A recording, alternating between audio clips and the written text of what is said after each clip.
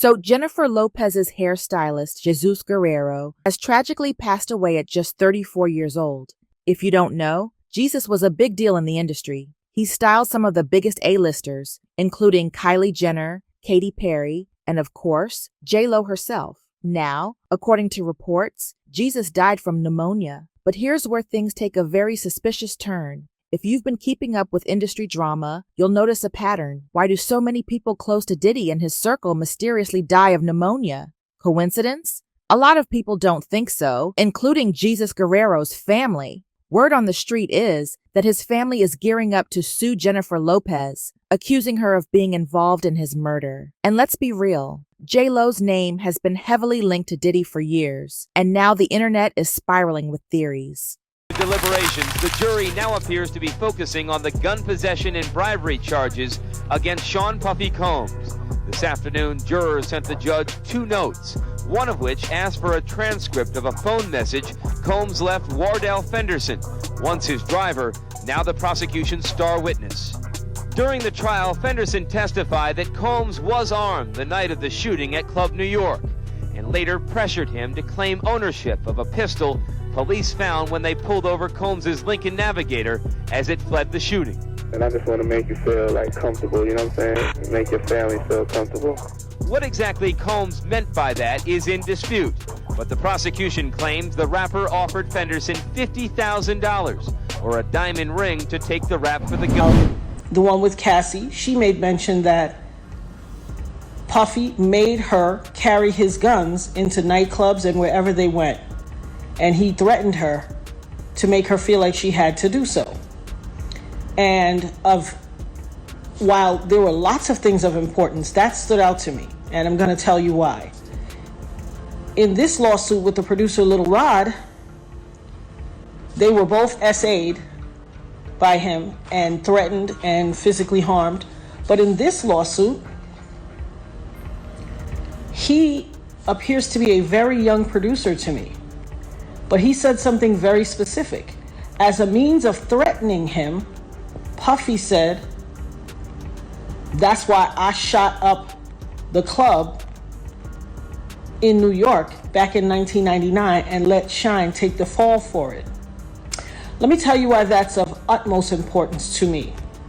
Because I am the woman who he shot in the face in that 1999, December 27th, 1999. Access Hollywood caught up with Diddy recently, who had very nice things to say about you and your judging on the show. He thinks you're doing a great job. He says, let me find the quote, the way she's handled it, she's been such a compassionate person, it made me cry like twice. And then he's going to be a mentor on the show. So he said he's going to be the one to show the kids how to do it. Right. Do you have any advice for him to come on? No, I mean, he knows what he's doing. I don't have really anything. No advice for him. No advice for him. Anything to say about the kind words? It's nice. It's sweet. And everybody kept saying, Ab, what you doing here? I thought you was in the church. I thought you, what you coming to preach a sermon? You know, people were making jokes and stuff like that. And I thought it was funny. We laughed. And I was like, no, I'm just out here chilling, you know, helping Stacey promote. And everybody kept calling my name. People were just, because people had kind of steered away from me for a while. You know how it is when you first get saved and you swing the pendulum all the way to the far left. Now everybody that comes in your presence, you're like, let me lay hands on you, girl. The Father God told me to tell you this. And everybody was like, stay clear of Eb. She got the Holy Ghost in her. Steer clear of her.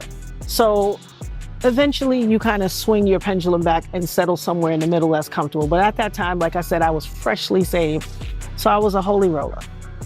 But in being a friend, I'm loyal. I promised Stacey that I would be there for her, and so I was. J-Lo done filed for divorce. Ben Affleck said, I'm out, after feds dropped that Diddy tea. Baby, it's a wrap. J-Lo just pulled the plug on her marriage, and just like that, the Bennifer sequel is officially over. 23 years after they first linked up on the Giggly set, this fairy tale has turned into a straight-up scandal. Now, you'd think that since the divorce papers are signed, sealed, and delivered, the drama would finally take a seat, right? right? But oh no, baby, it's just getting started. Word on the curb is that Ben didn't just wake up one day and decide he was done. Nah, something big went down behind the scenes. And if the whispers are true, it's got everything to do with J-Lo's alleged ties to the Diddy scandal. Insiders are spilling that when the feds raided all of Diddy's spots back in March, they allegedly uncovered some tapes. And guess who was on them? Now, listen, just weeks after those raids, Ben was seen packing his bags and hitting the road like he had somewhere better to be. And y'all, it gets even messier because apparently Jennifer Garner might have played a part in making sure Ben got the hell out of there ASAP. Y'all know Jen doesn't play when it comes to her babies, and word is, she was not feeling all this J-Lo Diddy mess possibly getting too close to her kids. Now, the feds? Oh, they're not playing with Diddy. They were out here flipping over every rock, building a case so tight even Houdini couldn't escape. That means anybody linked to his alleged crimes? Yeah, they got that phone call. So the real question is, what did Ben find out that made him throw up the deuces to J-Lo like that? He already knew about her little past with Diddy and that 1999 club shooting. So what was in those tapes that had him running for the hills? Oh baby, we are about to break it all the way down. Grab your snacks, because this one is wild. Really thought that just running off and marrying Ben Affleck was gonna take you out of the Diddy downfall? But it saved her the first time though, didn't it? Because as soon as that club was over and as soon as they finished interrogating her, when she sat there and cried like a baby, I don't want to go to jail, Benny Medina put her with that drunk white boy. Y'all, this love story should have stayed untold. Just 6 months after J-Lo got all up in her feelings and spilled it, it's officially a wrap between her and Ben Affleck. After months of folks side-eyeing and speculating, Jenny from the block has finally pulled the plug, filing for divorce after just 2 years of marriage. The streets were talking, and a source spilled to NBC News that J-Lo did the whole thing without a lawyer and ain't even asking for spousal support, even though they never had a prenup. Now, that's really cute, but let's be honest, this ain't about money. It's about timing, and baby, the timing is messy. So get this, J-Lo filed on August 20th, the exact date of their big ol' fairy tale wedding in Georgia. Now, if that ain't the ultimate petty power move, I don't know what is. But then we find out she listed April 26th as their official separation date. Whew, y'all know the internet wasted no time dragging J-Lo, calling her messy for filing on their anniversary. But let's not act like Ben ain't been out here playing his own little shady games. See, Ben went ahead and closed on his $20 million bachelor pad on July 24th, which, in case you missed it, is J-Lo's birthday. So both of them are clearly out here throwing subliminal shots. But let's get into this real tea, because people out here saying J-Lo rushed to file first so it wouldn't look like Ben dumped her over those messy Diddy allegations. And listen, at first, I thought folks were reaching, but when you look at the timeline, baby, it's looking real suspicious. Everything started spiraling right after those March raids on Diddy's properties. Insiders are whispering that the feds might have tipped off Ben about some alleged J-Lo tapes they found at Diddy's house. And not long after, Ben packed his bags and moved out. Now tell me that ain't suspect. So, the million-dollar question is, what exactly did the feds find that had Ben spooked like that? If Diddy really held onto some incriminating J-Lo tapes all these years, whew, that's a bombshell waiting to explode. And y'all know how these insiders are. They say J-Lo might have way more skeletons in her closet than she's ever let on. And listen, if you thought that 1999 nightclub shooting was old news, think again, because baby, it's back in the headlines, and it's messier than ever. Remember when Lil Rod Jones sued Diddy earlier this year, claiming Diddy was running a whole RICO operation? Well, Lil Rod just added some explosive new details, claiming that Diddy actually admitted to being involved in the 1999 shooting, and get this, he bragged that J-Lo was the one who handed him the gun that night. Now let me take y'all back real quick. It was December 27th, 1999. Diddy, J-Lo, and bad boy artist Shine were out partying at Club New York. Everybody was vibing, having a good time, until Diddy allegedly spilled a drink on some dude named Scar, a hot-headed ex-con from Brooklyn. Chilly, Scar wasn't about to let that slide, and next thing you know, somebody slapped Diddy with a wad of cash like, "This is how you spend your money, huh?" And just like that, gunshots, chaos, screaming, people running for cover. 3 innocent people got hit, including Natana Rubin, who was shot in the face. And guess what? Witnesses swore they saw Diddy's gun in the mix. Now, what did J-Lo do? She dipped. J-Lo and Diddy peeled off in his Lincoln Navigator, but the cops were not playing with them that night. They ran a red light trying to flee, got pulled over, and boom, police found a stolen 9mm handgun in the trunk. Next thing you know, Diddy and J-Lo were both behind bars. Now, with this new lawsuit bringing it all back up and the feds digging even deeper into Diddy's mess, it's looking really bad for anyone who was ever tied to him. So now the question remains, did the feds warn Ben? And more importantly, what's really on those rumored J-Lo and Diddy tapes? Actress-singer Jennifer Lopez, who was in the Navigator when it was stopped by police. An officer testified that everyone in the SUV was ordered to put their hands on the vehicle, but Lopez walked away, saying she was going home. As she was being detained, a gun was discovered in the vehicle. At that point, a sergeant on the scene ordered everyone who was in the vehicle under arrest. The officer quotes Lopez as saying, "It's not my..." So get this, J-Lo spent 14 whole hours locked up, and word on the street is she was a sobbing, hysterical mess the entire time. Chilly, she was not built for that jail life. Eventually she got out, but phew, that was just the beginning of the storm. Because baby, that shooting left a permanent stain on her image. And now, with Lil Rod stirring the pot in this new lawsuit, it's looking like J-Lo's past is creeping back up on her in the worst way. Now, let's keep it real. J-Lo got off the hook real quick. The charges against her, poof, gone. She played nice with investigators, stuck to her little innocent girl's story, and has denied any involvement in the shooting ever since. But baby, Diddy, Shine, and Diddy's bodyguard Wolf, yeah, they weren't so lucky. They actually had to face that courtroom music, and y'all, Shine got done dirty. He took the fall for everything and ended up doing a whole decade behind bars. 10 years. Meanwhile, Diddy and Wolf, somehow, someway, they walked away clean. But let's not act like they ain't have their own little shady business going on behind the scenes. Because get this, Diddy's own driver later spilled the tea, saying Diddy straight up tried to pressure him into taking the fall for the gun. Like, let's just sit with that for a second. Diddy really looked at his own driver and was like, yeah, you should take this charge. Audacity. But listen, that's just one piece of the puzzle. And with this new lawsuit dragging all these old skeletons out the closet, J-Lo might have a lot more explaining to do. And trust me, this tea is far from over. So grab your snacks, because we are about to break it all down. Deliberations, the jury now appears to be focusing on the gun possession and bribery charges against Sean Puffy Combs. This afternoon, jurors sent the judge 2 notes, one of which asked for a transcript of a phone message Combs left Wardell Fenderson, once his driver, now the prosecution's star witness.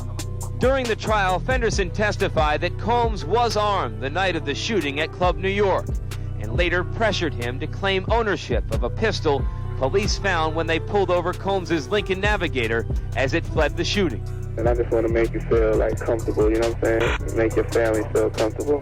What exactly Combs meant by that is in dispute, but the prosecution claims the rapper offered Fenderson $50,000 or a diamond ring to take the rap for the gun. So here's the thing, Diddy didn't just have a plan, he had a master plan. And baby, he wasn't about to go down without a fight. He called in the big guns. We're talking about a full-blown legal dream team with names like Johnny Cochran, yes, the same Cochran that got OJ off, and Benjamin Braffman, who's repped some of the shadiest celebs in the game. And what was their strategy? Simple. Make it look like Diddy was just an innocent man defending himself. They had witnesses magically switching up their stories, saying they just weren't sure if Diddy was even the one who fired the gun. Chilly, the whole thing smelled fishy. But behind the scenes, the streets were saying Diddy made Shine so dirty. Diddy's ex-bodyguard, Gene Deal, spilled that Diddy was allegedly out here strong-arming witnesses, throwing serious cash around, and doing whatever it took to make sure that jury saw him as the victim and Shine as the fall guy. And oh, did it work? Absolutely. So while Diddy and J-Lo walked away completely untouched, Shine got handed a whole 10-year bid. And here's where it gets even crazier. Word on the street is that Diddy paid Shine a cool $1 million to sit down and take that charge for him. You supposed to be my brother, and you got people testifying against me? Those people were testifying, they were brought to Puff first.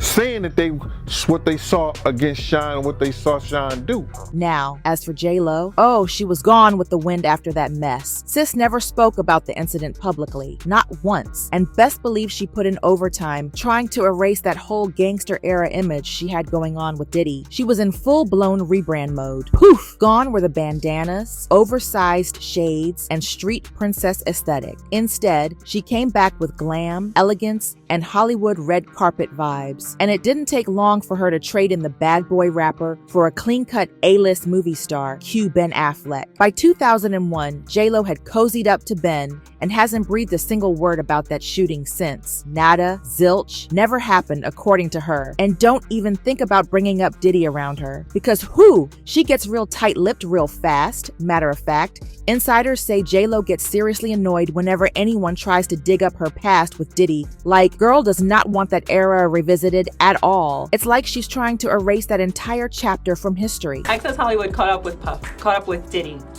recently, who had very nice things to say about you and your judging on the show. He thinks you're doing a great job. He says, let me find the quote, the way she's handled it, she's been such a compassionate person, it made me cry like twice. And then he's gonna be a mentor on the show. So he said he's gonna be the one to show the kids how to do it. Right. Do you have any advice for him to come on? No, I mean, he knows what he's doing. I don't have really no advice for him. No advice for him. Anything to say about the kind words? It's nice. It's sweet. Now this is where the plot thickens. J-Lo tried to sweep that whole Diddy-era mess under the rug. But baby, that rug is getting snatched back up. The whispers are turning into full-blown roars. And the receipts are piling up fast. So here's the latest bombshell. And trust me, this one is wild. Diddy's former producer, Rodney Lil Rod Jones, just came through with a lawsuit update that's got everybody shook. He's now claiming that Diddy actually confessed to setting Shine up. According to Lil Rod, Diddy straight up admitted that he let Shine take the fall for the 1999 nightclub shooting while he walked away clean. But why would Diddy just casually confess this? Oh, because he was using it as a threat. Yep, Lil Rod says Diddy told him with his whole chest that he had enough power to shoot someone and still walk away scot-free. Audacity, but wait, it gets worse. Because the messiest part, Lil Rod is now claiming that J-Lo was allegedly the one who carried the gun into the club for Diddy. Baby. Not only that, but she allegedly handed him the weapon after he got into an altercation that night. So while J-Lo has spent the last 2 decades playing the role of America's sweetheart, the streets are now saying she was out here moving like a straight-up ride or die. Now, you know J-Lo wanted to erase this part of her history, but looks like the past is circling back with a vengeance. And just when you think it couldn't get any worse, here comes Natana Rubin, one of the actual shooting victims, with her own tea. So Natanya got shot in the face that night. Yes, the face. And for 25 years, she's been trying to speak out, but according to her, Diddy and J-Lo have been working overtime to keep her quiet. The one with Cassie, she made mention that Puffy made her carry his guns into nightclubs and wherever they went. And he threatened her to make her feel like she had to do so. And while there were lots of things of importance, that stood out to me. And I'm going to tell you why. In this lawsuit with the producer Lil Rod, they were both SA'd by him and threatened and physically harmed. But in this lawsuit, he appears to be a very young producer to me, but he said something very specific. As a means of threatening him, Puffy said, that's why I shot up the club in New York back in 1999 and let Shine take the fall for it. Let me tell you why that's of utmost importance to me.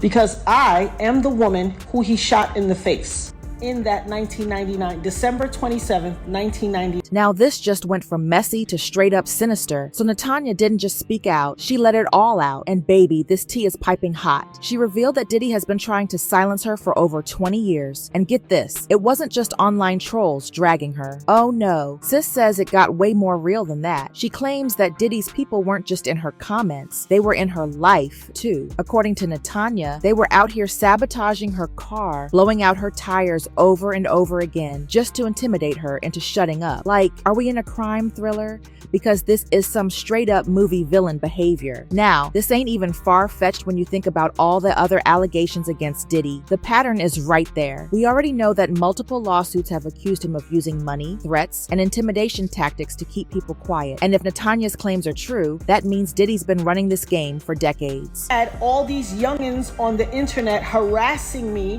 swearing that I'm making it up that he did it. And look what he did to Lil Rod.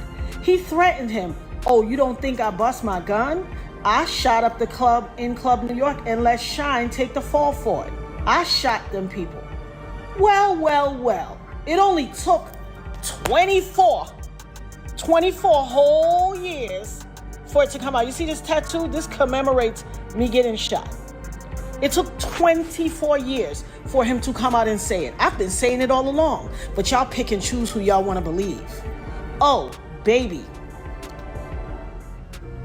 You ain't seen nothing yet. Not only did he pew me in the face, he also set off a course of harassment against me for the past 24 years. When I tell you the things I went through, there was a time in 2017 and 2018 where I got 7 flats on my BMW. 7, the same tire, in a 2-year span. 7 on the same tire, and they were all new. Oh nah, this just took an even darker turn. Natana ain't just talking, she's making sure the world hears her loud and clear, and she's not playing. So after her IG post went viral and folks started waking up to her story, she took it a step further. She hit up news shows, online platforms, anywhere that would listen, because she's done being silenced. And what she said on News Nation, she straight up said that now that she's in the spotlight, she knows her life could be at risk, and she didn't stop there. She put it on record that if anything shady happens to her, it better be investigated thoroughly. My assertion wholeheartedly that Mr. Combs was inappropriately charged originally. His charges should have mirrored that of Mr. Jamal Shine Barrow. He should have been charged with attempted murder, a reckless endangerment, criminal possession of a weapon, and firing that weapon in an open environment. Mr. Combs did not have accountability for what he did. I physically, who better to tell you what happened than the person who got shot smack dab in between my eyes? We know the country we live in. Unfortunately, those who have the money can oftentimes get away with their crimes. Unfortunately, and those who don't have the same social ranking are overlooked. And that's what has happened. By the grace of God, God saw fit to keep me whole, keep my mind sane and functioning, and keep me alive for such a time as this. And make no mistake, the gravity of the danger and the peril that I face and that I'm exposed to for having my say now, for what was done to me 24 years ago, is not lost on me. But let me make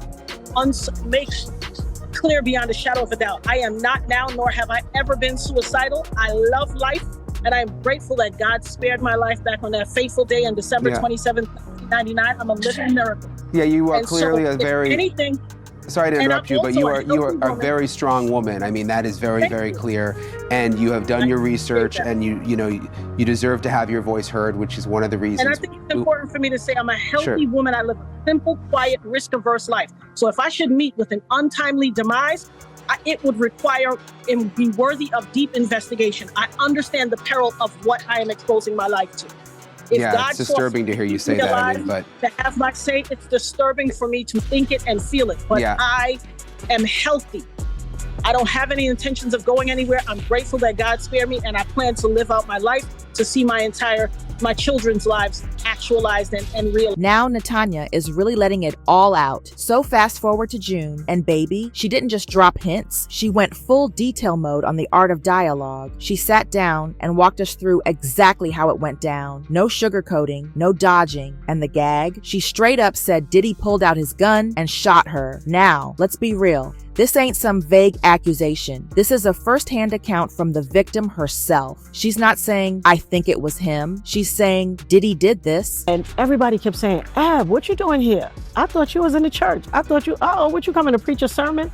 You know, people were making jokes and stuff like that. And I thought it was funny. We laughed. And I was like, no, I'm just out here chilling, you know, helping Stacey promote. And everybody kept calling my name. People were just, because people had kind of steered away from me for a while. You know how it is when you first get saved and you swing the pendulum all the way to the far left. Now, everybody that comes in your presence, you're like, let me lay hands on you, girl. The Father God told me to tell you this. And everybody was like, stay clear of Ev. She got the Holy Ghost in her. Steer clear of her. So eventually you kind of swing your pendulum back and settle somewhere in the middle that's comfortable. But at that time, like I said, I was freshly saved. So I was a holy roller.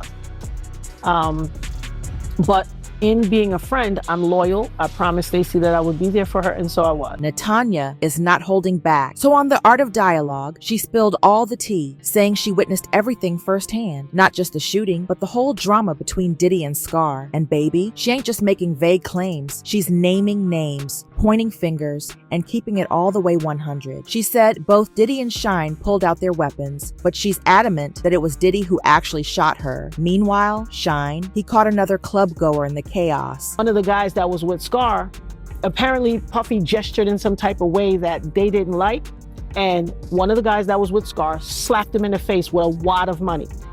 It was like the young guys are now on, you know, doing that little phone brick thing. Well, he had this wad of money in his hand for whatever reason, because I wasn't standing near them, I was across. But all I know is I saw when he swung and slapped and money was raining through the sky and falling to the floor. Everybody started trying to run and pick up money, and it was just craziness. It was lights, action, camera, people scurrying for money, trying to catch money out of the sky, and that melee was still taking place. Now, when I saw that, I turned around to my friend and I was like, uh-oh, shit is getting crazy in here. You see this? And never in a million years did I think it would escalate to a shooting. I thought it was male bravado. It was cold as ice outside, so I had no reason to believe it would get to that. But in no time, one thing led to another. The money was falling down, and then I see Shine. I hear the raised voices, and I see Shine and Puffy start backing back. Now, we don't all watch the Hood movie or whatever. We know what it looks like when people are backing back and reaching from their hip to pull. So as they were backing back, they were drawing from their hip, and I turned to tell my friend, like, "Ooh, girl, watch out. Oh my God." Because there was really nowhere for me to go. Where I was standing, there was a wrought iron metal rail to my back. I couldn't go, there was a drop over that. In fact, one of my friends fell over it onto the dance floor after everything happened. There was nowhere for me to go. And so as they were going back, they were backing back, like literally walking backwards towards the door, drawing from their hip. I told my friend, I said, "Oh my God, watch out." As I turned back to look at them, I watched them bow, bow. Both of them fired, and the muzzle flash was like, psh, psh. Shine's muzzle flash was a little higher. He was on the side closest to the bar. Puffy's muzzle flash was a little lower, and he was on the side closest to where I was, straight ahead from me. I watched them both fire their guns. I watched them. I got hit right here, in my nose, in between my eyes, which means I'm facing directly at you. Just like I'm looking at you, and I can tell you got on black shades. They kind of look like Cazelles and an Adidas shirt. That's exactly how I was looking at him. And I watched him shoot me. As soon as the bullet hit me, I threw my hands up and screamed out, "No, God, don't take me. I'm not finished raising my kids. I have work to do." I screamed that at the top of my lungs. Now this just got even messier. So what about J-Lo? Did she just get caught up in the drama? Or was she really Diddy's accomplice that night? Well, despite J-Lo swearing up and down that she had nothing to do with it, Natanya is not buying it at all. She's been dropping hints that if this case gets reopened, J-Lo might have some serious explaining to do, because according to her, J-Lo wasn't just a bystander. She was allegedly Diddy's gun mule, and she said it straight up on News Nation. Natanya didn't dance around it. She said she's hoping that Diddy and everyone else who got arrested that night in '99 will finally have to face the music. And by everyone else, she's clearly talking about J-Lo. "When I was fighting for my life on an operating table in St. Vincent's Hospital for the doctors to remove the portion of the bullet that had shattered and was aspirating into my lungs, they had already held Ms. Lopez and let her go, and dropped her charges after about an hour. This is absolutely ridiculous. Now Sug Knight stepped in. This just went from messy to straight up explosive. So just when we thought J-Lo's past couldn't haunt her any worse, Sug Knight decided to drop some bombs on his Collect Calls podcast. And he is talking wild. He's claiming the feds found a whole collection of tapes during those March raids on Diddy's mansions. And according to him, J-Lo was all up in them tapes. He ain't saying what's on them exactly, but he's making it real clear it ain't a good look for Jenny from the block. But that ain't even the biggest tea. Sug also said J-Lo helped cover for Diddy after the 99 nightclub shooting and let Shine take the fall for him. Charged. When they go raid Puffy's house and they get all these videos and J-Lo doing this and J-Lo doing that, and they know the fact that J-Lo lied and said that the gun was Shine's or whatever, and sent that man to prison and destroyed his life, and she knew it was Puffy. I'm quite sure they probably called the FBI, gave respect, and a courtesy call of Ben Affleck. It's a white man who got respect in the white world. I'm quite sure they said, we want to show you some things. It's about your wife. When he sees this that her and Puffy was doing and who they were doing it with, I'm quite sure they gave his ass those tapes. And I'm quite sure he can never look at her the same. I'm quite sure they heading for a divorce. Because, you know, that's a man who had a good life. Great parents, don't spend a lot of money, ain't tripping off paparazzi. He living his life. He got his own team. She done brought all the extra that motherfucker. He want out. He stayed married to J-Lo, he'd be broke. Instead of just doing movies, he'd be doing Yum Yum Donuts commercials. Next thing he'd be doing these Jack in the Box commercials. Exactly. Sug Knight loves to stir the pot, so we gotta take his words with a big old grain of salt. But when it comes to this J-Lo and Ben mess, fans ain't brushing it off so easily because the timing is just too convenient. Like, come on. The feds raid Diddy's homes in March. A few weeks later, Ben packs up and moves out. Then, J-Lo randomly files for divorce. And on their wedding anniversary, no less, baby, that doesn't feel like coincidence. It feels like damage control and fans are not letting it slide. One fan even said, I agree with you 100%. Ben booked ASAP. The Diddy lawsuit came out by Cassie. But after the video came out, he ran as fast as he could away and did not come back. And another fan added, I've been saying this. The Diddy raids were on March 25th. Ben left in March. The Met Gala was in April. If you look at her pictures, you will see her teary-eyed. She knew then he was moving out. Ben found out something after those raids or shortly before that spooked him. Something he doesn't want to be attached to. Jennifer Garner was not about to play these games. See, Jen has always been about protecting her kids. And baby, she was not going to sit back while their daddy got tangled up in J-Lo's mess. So, word on the street is, Jen straight up gave Ben an ultimatum. Either cut ties with J-Lo before the Diddy case explodes, or risk major fallout. And honestly, it tracks. Because if there's one thing about Jen, she doesn't play about her babies. Like, let's not forget, she literally went to the California Senate and pushed for a law to protect celeb kids from paparazzi. She refuses to let her kids be on social media. Even her oldest 18-year-old Violet still ain't online. And now, she sees all this drama brewing and is like, not on my watch. Because let's be real, if this Diddy mess spirals and J-Lo gets caught up in it, that means the media is gonna drag Ben right in too. And guess who else gets caught in the crossfire? The kids. So yeah, Jen wasn't about to let that happen. She saw the writing on the wall and she made sure Ben did too. We want to emulate that you're doing with your kids. Savannah and I were talking about this, is keeping phones away from our kids. Social media. Social media. Oh. We're like vowing. How do you do it? How do you do it without them hating you? I just said to my kids, show me the articles that prove that social media is good for teenagers, and then we'll have the conversation. Oh my gosh. Find Facts. Scientific evidence that matches what I have that says that it's not good for teenagers, then we'll chat. And how do they feel at this point? My eldest is grateful.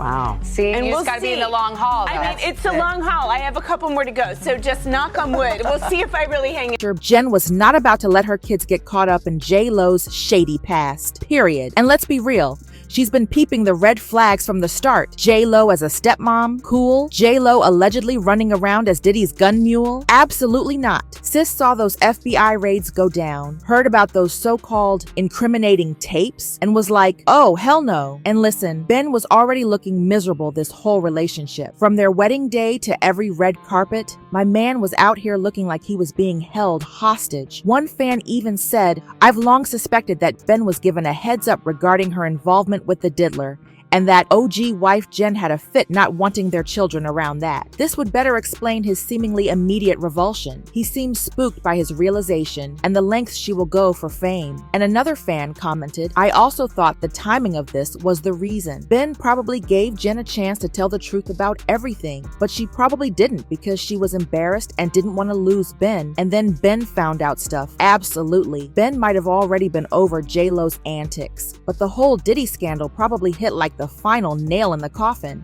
And if the feds really did warn him about some incriminating tapes, woo, you already know he was grabbing his Dunkin' coffee and sprinting out of there. But let's talk about Jennifer Garner. That woman is protective with a capital P when it comes to her kids. She already fought to keep them out of the Hollywood circus, so there's no way she was gonna let them get tangled up in some FBI level drama with J-Lo and Diddy. Did she push Ben to leave? Probably. And honestly, good for her. Because let's be real, Ben was already looking like he regretted everything the second he said, I do. But what do you think? Was Ben already on his way out? Or did Jen Garner really pull the strings to make it happen?